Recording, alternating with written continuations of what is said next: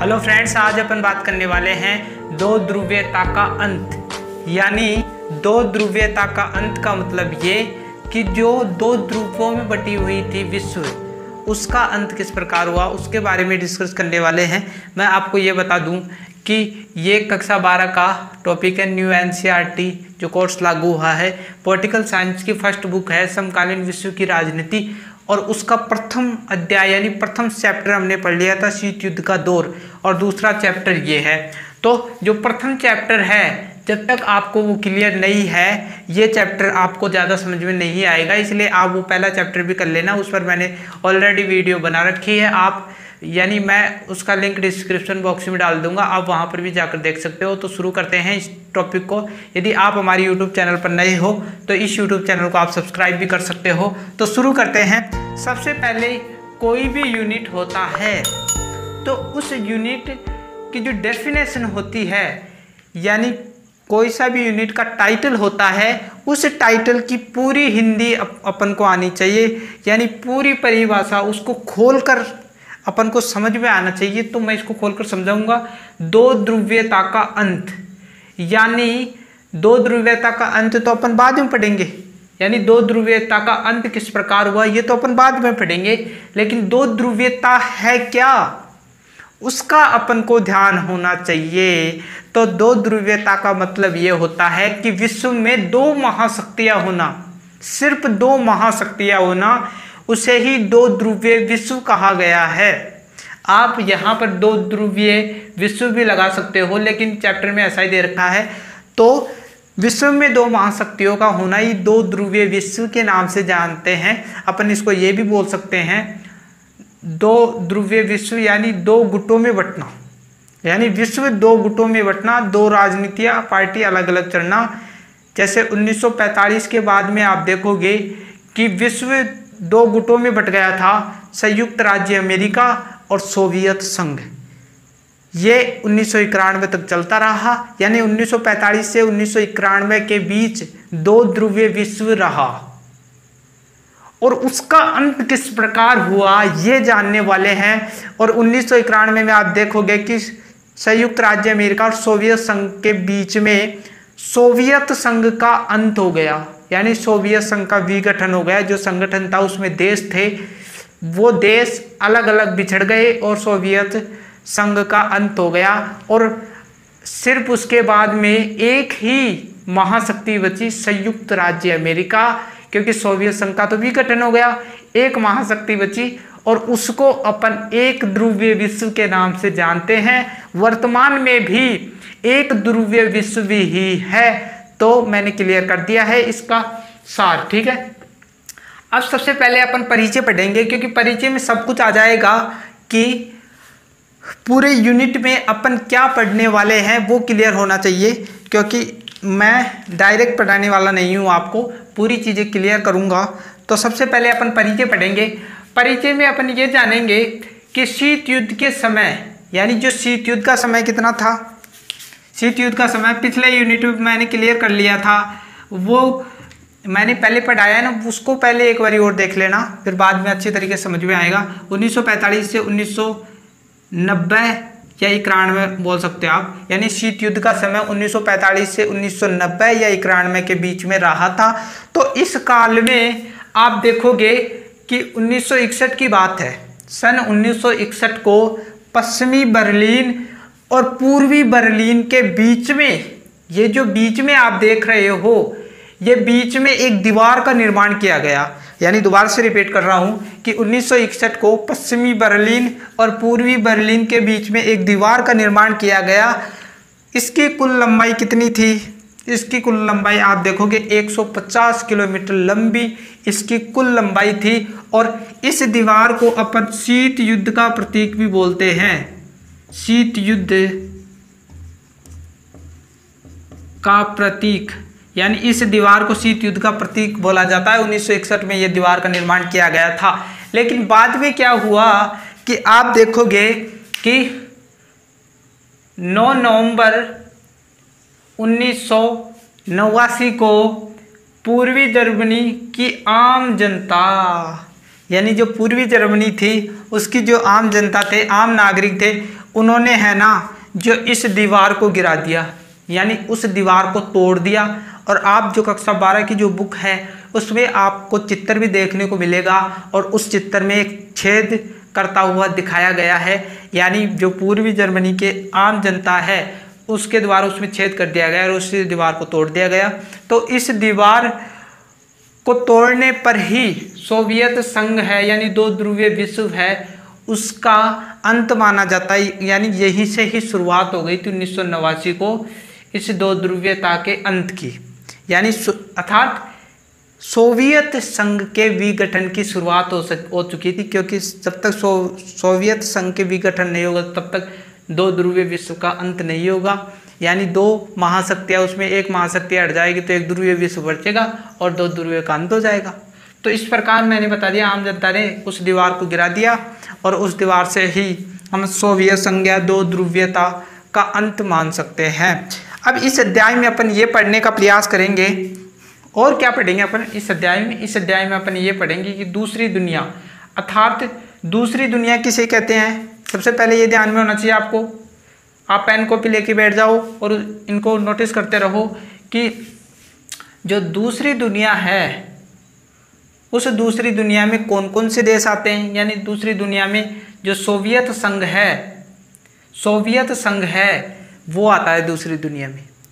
और आपको ये भी जानना अति आवश्यक है कि जो पहली दुनिया है, पहली दुनिया, ठीक है, पहली दुनिया, दूसरी दुनिया, दूसरी दुनिया और तीसरी दुनिया, आपको शब्द देखने को मिलेंगे तीसरी दुनिया।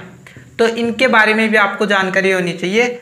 आपको इन दुनियाओं के बारे में भी जानकारी होनी चाहिए कि पहली दुनिया में कौन कौन से राष्ट्र आते हैं, दूसरी दुनिया में कौन कौन से राष्ट्र आते हैं, तीसरी दुनिया में कौन कौन से राष्ट्र आते हैं, इन सभी का नॉलेज होना चाहिए। तो जो पहली दुनिया है, इस दुनिया में आपको संयुक्त राज्य अमेरिका और उस पर आश्रित पश्चिमी यूरोपीय देश आते हैं। यानी संयुक्त राज्य अमेरिका और यूरोप का जो पश्चिमी भाग है उसमें बसे हुए देश इस पहली दुनिया में आते हैं। दूसरी दुनिया में कौन कौन से देश आते हैं? दूसरी दुनिया में जैसा कि यहाँ पर लिखा हुआ है, जो सोवियत संघ है, सोवियत संघ एक कितने, यानी सोवियत संघ है ना जो पूर्वी यूरोपीय देशों को मिलाकर बनाया गया है। पूर्वी यूरोपीय देश में जैसे Germany, Poland, Romania, Hungary, Bulgaria, Albania, Czechoslovakia, ये सारे राष्ट्र आते हैं पूर्वी यूरोप में। और इन पूरी यूरोप को मिलाकर सोवियत संघ का निर्माण किया गया है। और इस सोवियत संघ को ही अपन दूसरी दुनिया के नाम से अपन जानते हैं, तो कंफ्यूज मत होना। और तीसरी दुनिया कौन सी होती है? तीसरी दुनिया में एशिया, अफ्रीका और लैटिन अमेरिका में जो राष्ट्र आते हैं वो तीसरी दुनिया के नाम से जाने जाते हैं, क्योंकि ये राष्ट्र वो हैं जो अल्प विकसित हैं, यानी आर्थिक स्थिति से जूझ रहे हैं, अविकसित है। और एशिया में अपन भी आते हैं, भारत भी एक तीसरी दुनिया का हिस्सा है। तो ये तीन विश्व को तीन दुनिया में बांट दिया गया है ना। तो आपको समझ में आ गया होगा कि दूसरी दुनिया अर्थात सोवियत संघ को दूसरी दुनिया के नाम से जाना जाता है। और इस अध्याय में अपन पढ़ेंगे कि सोवियत संघ का विघटन किस प्रकार हुआ, यानी दूसरी दुनिया अर्थात सोवियत संघ के विघटन किस प्रकार हुआ, इसके कारण अपन जानने वाले हैं, इसके परिणाम अपन जानने वाले हैं। और फिर इसके बाद में अपन ये जानेंगे कि सोवियत जो संघ था उसका भारत के साथ संबंध कैसे रहे, यानी सोवियत संघ के साथ भारत के कैसे संबंध रहे, अच्छे संबंध रहे या बुरे संबंध रहे, उनके बारे में भी अपन डिस्कस करने वाले हैं। यहाँ पर एक चीज़ बात ध्यान में रखने योग्य ये बात है कि जो सोवियत संघ है वो पहले रूस था, यानी रूस ने मिलकर बहुत सारे राष्ट्रों, यानी रूस में इस सोवियत संघ के निर्माण किया गया था 1917 को, तो उसकी चर्चा करेंगे अपन।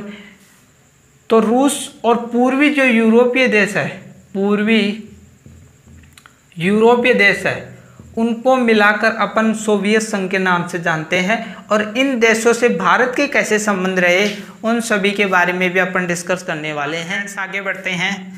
दूसरा पॉइंट हमारे पास में है सोवियत प्रणाली क्या थी। ठीक है, इस प्रकार का आपका पॉइंट दे रखा है। इसे आप क्वेश्चन समझो तो बहुत बढ़िया बात है, क्योंकि सोवियत प्रणाली क्या थी, आपके एग्जाम में ये भी आ सकता है शॉर्ट में कि सोवियत प्रणाली क्या थी, इसके बारे में वर्णन करो, या आप पॉइंट बनाकर भी लिख सकते हो। ठीक है, सबसे पहले अपन को ये ध्यान होना चाहिए कि सोवियत संघ का निर्माण किस प्रकार हुआ था। सोवियत संघ का निर्माण अपन पढ़ लेंगे तो उसके बाद अपन इसको सोवियत संघ की कार्य प्रणाली को सही तरीके से अपन जान पाएंगे, क्योंकि आपकी बुक जो चैप्टर है उसमें ये पॉइंट है, और पॉइंट में सबसे पहले बताया गया है कि सोवियत संघ का निर्माण किस प्रकार हुआ था, फिर उसके बाद में कार्य प्रणालिका को बताया गया है। तो अपन को बुक के अनुसार ही चढ़ना होगा, नंबर अच्छे मिलेंगे। तो स्टार्ट करते हैं।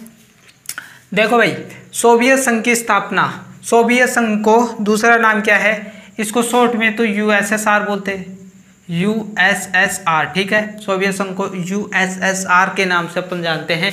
इसको दूसरा नाम क्या है, समाजवादी सोवियत, समाजवादी सोवियत गणराज्य।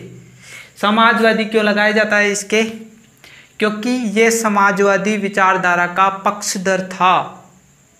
संयुक्त राज्य अमेरिका पूंजीवादी विचारधारा का समर्थन रहा है, और सोवियत संघ समाजवादी विचारधारा या समाजवादी को साम्यवादी विचारधारा भी अपन कहते हैं, यानी साम्यवादी, आधा मैं साम्यवादी। ठीक है, साम्यवादी विचारधारा यानी समाजवादी और साम्यवादी एक है। सोवियत संघ इसका पक्षधर है। तो संयुक्त राज्य अमेरिका और सोवियत संघ की जो विचारधारा अलग अलग थी, इसी कारण उनके बीच में शीत युद्ध चला था और उन्हें पड़ा भी था। तो स्थापना, अब स्थापना क्या हुई कि 1917 की बात है। 1917 से ही सोवियत संघ का निर्माण कार्य शुरू हो गया था, और 1917 में जो रूस है, रूस में समाजवादी क्रांति हुई, यानी 1917 में रूस में समाजवादी क्रांति हुई, और समाजवादी क्रांति से ही अपन सोवियत संघ का निर्माण मानते हैं। अब आपकी एग्जाम में यह आ जाए कि सोवियत संघ का निर्माण किस घटना से माना जाता है, तो अपन ये सीधा बता देंगे कि 1917 की रूसी क्रांति। आप ऐसे भी लिख सकते हो 1917 की रूसी क्रांति, क्योंकि रूस में हुई थी। आप ये भी लिख सकते हो कि 1917 की समाजवादी क्रांति से ही सोवियत संघ का निर्माण माना जा सकता है। अब ये अपन को ये भी ध्यान होना चाहिए कि समाजवादी क्रांति क्या थी। 1917 में रूस में समाजवादी क्रांति क्यों हुई थी, 1917 में रूसी क्रांति क्यों हुई थी, क्योंकि इसमें समाजवादी विचारधारा का प्रचार किया गया था, और विपक्ष में जो पूंजीवादी विचारधारा थी, यानी संयुक्त राज्य अमेरिका पूंजीवादी विचारधारा का समर्थन करता था, और जो पूंजीवादी विचारधारा में अन्य देश हो रहे थे, उस विचारधारा का इस समाजवादी विचारधारा ने विरोध किया, क्योंकि समाजवादी विचारधारा और पूंजीवादी विचारधारा आपस में विपरीत है, उसमें खाई जितना अंतर है। क्योंकि पूंजीवादी विचारधारा वह विचारधारा होती है जिसमें समाज में कुछ लोग अमीर होते हैं, कुछ लोग गरीब होते हैं। अमीर जो होते हैं उनके पास में पूंजी अधिक होती है, इसलिए उसे पूंजीपति के नाम से जाना जाता है। इसीलिए पूंजीवादी विचारधारा से समाज में जो टुकड़े हो जाते हैं, एक वर्ग अमीर हो जाता है, एक वर्ग गरीब हो जाता है। तो पूंजीवादी विचारधारा से ये हुआ, और इसी कारण समाजवादी विचारधारा ने इसका विरोध किया कि समाजवादी विचारधारा को महत्व दिया जाना चाहिए। लेकिन अब आपको ये भी ध्यान रखना, समाजवादी विचारधारा क्या है। समाजवादी विचारधारा समाज में सभी वर्णों को समान स्थिति पर लाना चाहती है। समाजवादी विचारधारा ये कहती है कि सभी वर्ण, कोई भी गरीब नहीं होना चाहिए, बराबर स्थिति में होने चाहिए, न तो ज़्यादा गरीब होना चाहिए न ज़्यादा अमीर होना चाहिए। ऐसा नहीं होना चाहिए कोई वर्ग तो अमीर है, कोई वर्ग तो अमीर है और कोई वर्ग गरीब है। ये समानता लाने का प्रयास करती है, और पूंजीवादी विचारधारा समाज में दो टुकड़े करना चाहती है, गरीब और अमीर की व्यवस्था ये उत्पन्न कर देती है पूंजीवादी विचारधारा। इसी कारण ये समाज में समानता लाने के लिए ही 1917 में रूसी क्रांति हुई थी, इसे समाजवादी क्रांति भी कहते हैं, और इससे सोवियत संघ का निर्माण हुआ था। मैंने स्पष्ट तरीके से बता दिया है। अब एक इम्पोर्टेंट बात और आती है, क्वेश्चन उठ सकता है, वेरी इंपॉर्टेंट बात है ये, क्वेश्चन उठ सकता है भाई। क्वेश्चन आपका ये आ सकता है कि जो 1917 में जो रूसी क्रांति हुई थी, जो समाजवादी क्रांति हुई थी, उसका संस्थापक कौन है, ये भी आ सकता है क्वेश्चन। और एक क्वेश्चन ये भी आ सकता है कि सोवियत संघ के निर्माण में महत्वपूर्ण योगदान किसने दिया। तो दोनों एक जैसे क्वेश्चन हैं। तो इसका जो संस्थापक है यानी समाजवादी क्रांति या सोवियत संघ के निर्माण के संस्थापक कौन हैं, निर्माण के संस्थापक हैं व्लादिमीर लेनिन यानी व्लादिमीर लेनिन, ठीक है। ये इसके संस्थापक माने जाते हैं समाजवादी क्रांति के, ठीक है। इसने व्लादिमीर ने एक पार्टी की स्थापना भी की थी और उस पार्टी का नाम बोल्शेविक कम्युनिस्ट पार्टी की स्थापना इन्होंने की थी। ऐसे भी क्वेश्चन उठ सकता है कि बोल्शेविक कम्युनिस्ट पार्टी की स्थापना किसने की थी, तो आप बताओगे लेनिन ने, यानी व्लादिमीर लेनिन ने इस पार्टी की स्थापना की थी। और इस पार्टी का कार्य क्या था कि जो सोवियत संघ है, इसमें शॉर्ट में लिख रखा है यहाँ पर मैंने, सोवियत संघ की राजनीति का संचालन, आप ये भी बोल सकते हो कि सोवियत संघ के निर्माण सोवियत संघ के कार्यों का संचालन करने के लिए इस पार्टी की स्थापना की थी। पार्टी के संस्थापक भी मैंने बता दिया है। इसके पश्चात द्वितीय विश्व युद्ध की बात है। द्वितीय विश्व युद्ध के पश्चात यानी द्वितीय विश्व युद्ध कब चला था, सितंबर 1939 से सितंबर 1945 तक ये युद्ध चला था। इसके पश्चात क्या हुआ कि सोवियत संघ के नियंत्रण में, यानी जो सोवियत संघ था उसके नियंत्रण में पूर्वी यूरोपीय देश आ गए। यानी जो पूर्वी यूरोप में जो देश हैं वो सोवियत संघ के नियंत्रण में आ गए। और नियंत्रण में क्यों आए, ऐसे तो आ नहीं सकते, कोई कारण था, क्योंकि सोवियत संघ ने ये जो पूर्वी यूरोपीय देश हैं इनको किससे मुक्त करवाया, यानी पूर्वी यूरोपीय देश को फांसीवादी ताकतों से आज़ाद करवाया। यानी फांसीवादी ताकतों से पूर्वी यूरोपीय देशों को आज़ाद करवाया।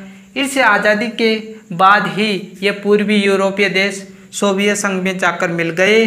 और जब ये मिले उस गुट को, यानी ये सारे राष्ट्र सोवियत संघ में जाकर मिल गए, तो उस स्थिति को अपन दूसरी दुनिया या समाजवादी खेमे के देश कहा जाता है। यानी दूसरी दुनिया और समाजवादी खेमे के देश। समाजवादी खेमे के देश का मतलब ये सारे राष्ट्र समाजवादी विचारधारा को मानने वाले थे, इसलिए इन्हें समाजवादी खेमे के देश कहा गया। ठीक है फ्रेंड, थोड़ा बहुत और जान लेते हैं इस टॉपिक में। यानी द्वितीय विश्व युद्ध के बाद सोवियत संघ महाशक्ति बनकर उभरा, अर्थव्यवस्था सुदृढ़ हो गई।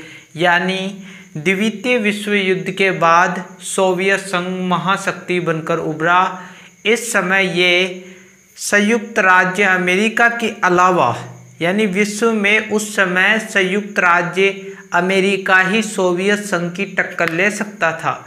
और सोवियत संघ यानी संयुक्त राज्य अमेरिका के अलावा विश्व में ऐसा कोई राष्ट्र नहीं था जो सोवियत संघ की टक्कर ले सके। यानी उस समय दो ही महाशक्तियाँ थी, संयुक्त राज्य अमेरिका और सोवियत संघ। ठीक है, तो इस समय इसकी अर्थव्यवस्था अत्यंत ही सुदृढ़ थी।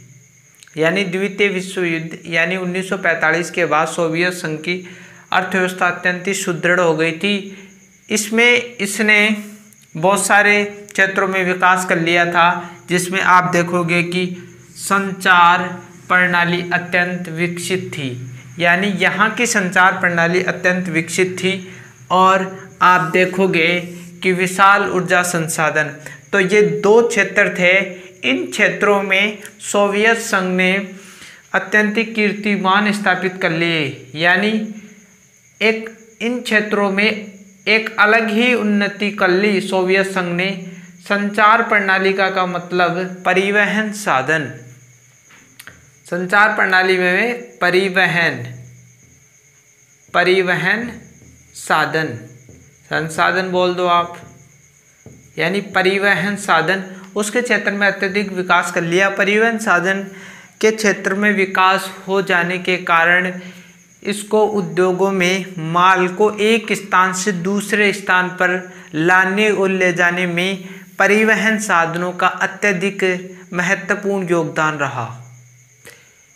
इसी के साथ सोवियत संघ जो था 15 राष्ट्रों से मिलकर बना था और सोवियत संघ अपने माल को दूसरे राष्ट्रों में भेजने में संचार साधनों का एक महत्वपूर्ण योगदान देखने को मिला। विशाल ऊर्जा संसाधन, यानी उस समय सोवियत संघ के जो राज्य थे 15 राज्य थे, उसमें जो विशाल ऊर्जा संसाधन है उनके क्षेत्रों में भी अत्यंत वृद्धि देखी गई, जिसमें वो खनिज तेल, लोहा, इस्पात और मशीनरी, यानी इस्पात और मशीनरी उत्पादन का कार्य भी वो करता था, जिससे उसकी अर्थव्यवस्था में एक अलग ही उन्नति देखी गई। इसके बाद वहाँ पर आपको जो घरेलू उद्योग है वो भी अत्यधिक उन्नत था, यानी सोवियत संघ में बड़े बड़े उद्योग विकसित नहीं थे, वहाँ पर छोटे उद्योग यानी घरेलू उद्योग भी अत्यधिक विकसित थे। घरेलू उद्योग में आप देखोगे पिन उद्योग, कार उद्योग और भी छोटे छोटे उद्योग थे जो अत्यंत ही विकसित थे। इन छोटे छोटे उद्योगों से वहाँ के लोग भूखे नहीं मरते थे, यानी ये छोटे छोटे उद्योग वहाँ के जो नागरिक थे उनकी अर्थव्यवस्था को सुदृढ़ किया इन छोटे छोटे उद्योगों ने। और जो बड़े बड़े उद्योग थे, सोवियत संघ की व्यवस्था यानी अर्थव्यवस्था को सुदृढ़ करने में बड़े उद्योगों का महत्वपूर्ण योगदान रहा। और जो घरेलू उद्योग थे, घरेलू उद्योगों ने वहाँ के जो नागरिक थे उनकी अर्थव्यवस्था को सुदृढ़ करने में महत्वपूर्ण भूमिका निभाई। इसके पश्चात हाँ, एक बात और है यहाँ पर कि वहाँ पर बेरोजगारी नहीं थी। ठीक है, एक इम्पोर्टेंट बात यह है कि वहाँ पर बेरोजगारी नहीं थी, बेरोजगारी शब्द ही नहीं देखने को मिलता था, क्योंकि जहाँ पर इस प्रकार के उद्योग विकसित हो, घरेलू उद्योग हो, बड़े उद्योग हो, खनिज तेल, लोहा, इस्पात, मशीनरी का आदि उद्योग विकसित हो, वहाँ पर बेरोजगारी नहीं हो सकती। ऐसा ही सोवियत संघ में हुआ। ठीक है, इसके पश्चात आप देखोगे कि सोवियत संघ ने नागरिकों के जीवन को बेहतर बनाने के लिए कम कीमत में वस्तु उपलब्ध कराई, जिसमें स्वास्थ्य सुविधा, शिक्षा, बच्चों की देखभाल और लोक कल्याणकारी कार्यों में अपनी पूंजी को लगाया। यानी उस समय जो सोवियत संघ था वो वहाँ के नागरिकों के बारे में भी सोचता था, वहाँ के नागरिकों का जो जीवन था उसको बेहतर बनाने के लिए, वहाँ के नागरिकों के जीवन को अच्छा बनाने के लिए उन्होंने माल का अधिक उत्पादन किया और कम कीमत पे, यानी कम कीमत में वस्तु उपलब्ध कराई वहाँ के नागरिकों को, ताकि वो दुख नहीं पाए। और जिस राष्ट्र की जनता यदि सुखी है तो वहाँ के लोगों में देश प्रेम की भावना अधिक देखी जाती है, और देश प्रेम की भावना लोगों में आ जाने के कारण वहाँ के लोगों का सिर्फ एक ही काम होता है कि वो अपने देश के लिए सब कुछ करे, अपने देश के विकास के लिए एक महत्वपूर्ण योगदान दे, अपनी मेहनत के पसीने को अपने देश के विकास में लगा दे। ऐसा सोवियत संघ में हो रहा था, क्योंकि वहाँ के लोगों में देश प्रेम की भावना अधिक थी, और वहाँ के यानी सोवियत संघ भी अपने जो नागरिक थे उनकी उन्नति में महत्वपूर्ण रोल अदा कर रहा था। तो इस प्रकार उसने सुविधा उपलब्ध कराई। और सुविधा आप देखोगे स्वास्थ्य सुविधा में आप देखोगे कि अच्छा उपचार उपलब्ध करवाया। आप दवाइयाँ देख लो, वो उपलब्ध कराई। किसी को बीमारी के तौर पर मरने नहीं दिया। इस प्रकार स्वास्थ्य सुविधा आप देखोगे, शिक्षा, कोई अनपढ़ नहीं रहे, शिक्षा की व्यवस्था उन्होंने उचित कर दी थी। और बच्चों की देखभाल में महत्वपूर्ण रोल अदा किया। और आप देखोगे कि लोक कल्याणकारी कार्य करने में भी सोवियत संघ पीछे नहीं हटा। तो इन सभी के कारण ही तो सोवियत संघ महाशक्ति बन सका। तो इस समय सोवियत संघ संयुक्त राज्य अमेरिका का आसानी से टक्कर या मुकाबला कर सकता था। फ्रेंड्स, आज की वीडियो में इतना ही। हमने इस यूनिट में सबसे पहले परिचय देखा, इसके बाद अपने सोवियत प्रणाली क्या थी ये देखी। इसमें अपन ने यह देखा कि सोवियत संघ का निर्माण किस प्रकार हुआ था। इसके बाद में ये अपन ने ये सारा देख लिया कि सोवियत संघ का विघटन किस प्रकार हुआ, तो थोड़ा बहुत देख लिया, आगे और देखेंगे। और इसके बाद में ये सारा अपन ने वर्णन देख लिया कि सोवियत संघ किस प्रकार महाशक्ति के रूप में उभरा। तो यदि वीडियो आपको अच्छा लगा हो तो लाइक करना न भूलें, कमेंट करना ना भूलें। आपके कमेंट हमें एक अलग दिशा देते हैं, अलग अनुभव कराते हैं। और सब्सक्राइब करना ना भूलें। सब्सक्राइब से आप हमारे YouTube चैनल से जुड़ जाओगे और प्रत्येक वीडियो आप तक पहुंच जाएगी। बेल आइकन को दबाना न भूलें। तो मिलते हैं अगली वीडियो में, तब तक के लिए जय हिंद, जय भारत। Thank you.